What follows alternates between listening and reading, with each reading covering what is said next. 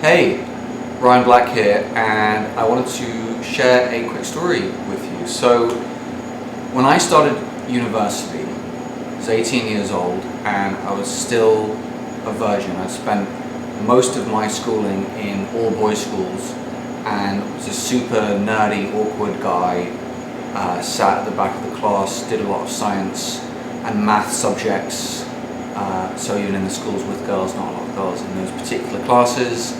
And I had zero experience with talking to women at all, and that's where I started at university.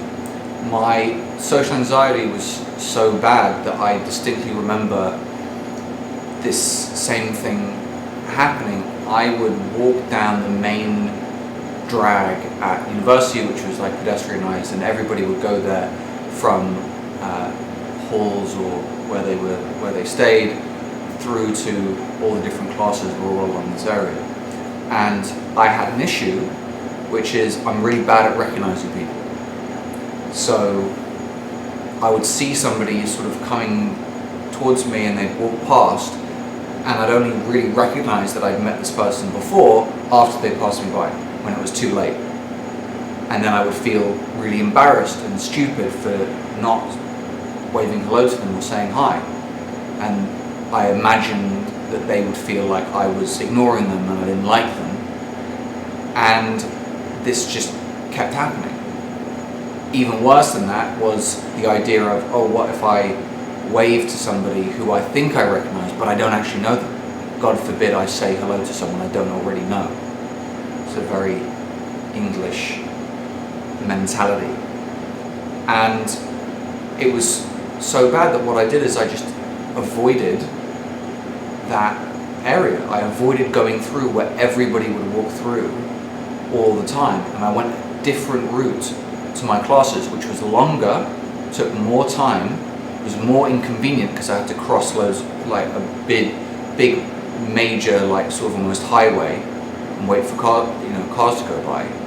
But when I did that, in my mind at least, I knew I wouldn't face the possible embarrassment of not saying hello to someone or accidentally saying hello to the wrong person.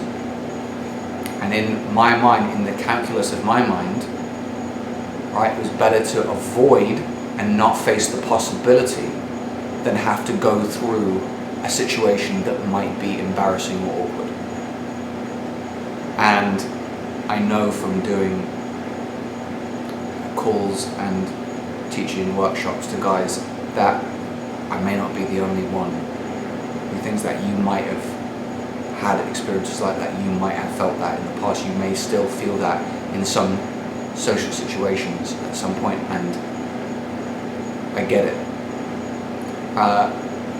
Here's what's crazy is that person, so the same me that went through that experience, the same me that was spent most of my life believing that the most important thing was to make sure I didn't embarrass myself, that I didn't say the wrong thing, that I didn't do something impolite, that I didn't commit a social faux pas, that I didn't bring up a subject that might offend people in conversation. That same person who spent most of my time, most of my mental energy concerned about other people's opinions of me.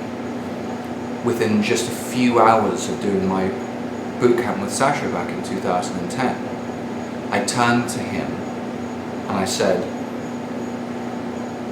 I can go up to any person and say anything, and I literally don't care what they think.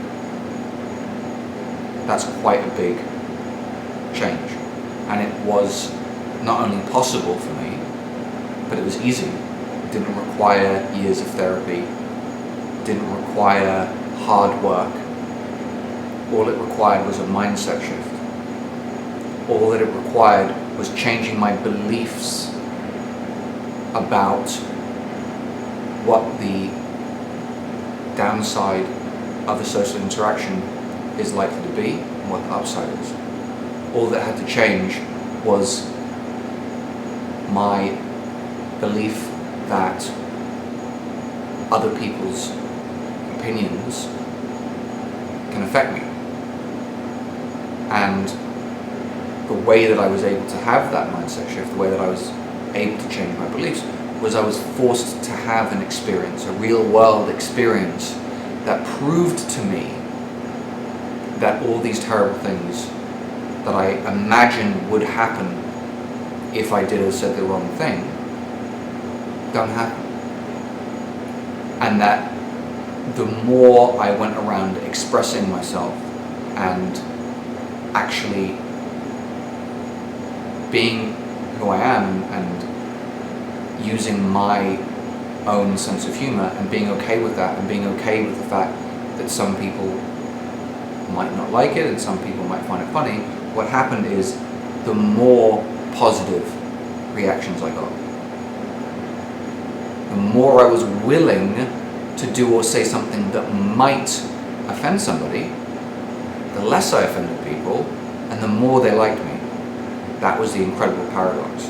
But I needed to be forced to be put into a situation where I had to do something that was outside of my comfort zone. That I had to do exactly that type of thing that my mind was telling me, this will be horrible, this will be embarrassing, avoid doing this.